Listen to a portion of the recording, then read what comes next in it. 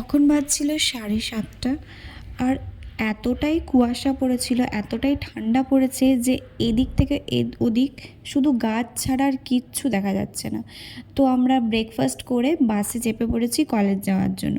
সেদিন ছিল আমাদের পোঙ্গল সেলিব্রেশন কলেজে।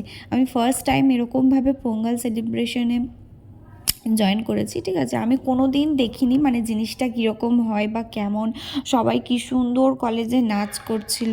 হ্যাঁ, দেখতে এতটাই ভালো লাগছিল। আর এই দিনে প্রিন্সিপাল ম্যাম নিজের হাতে পায়েস রান্না করে সমস্ত স্টুডেন্টরা খায়।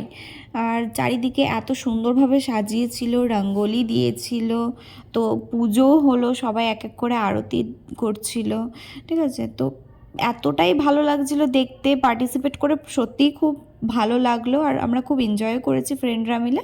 তো পায়েস খাচ্ছি আমরা এদিকে। চলো ভিডিওটা এই পর্যন্ত, ভালো থাকলো।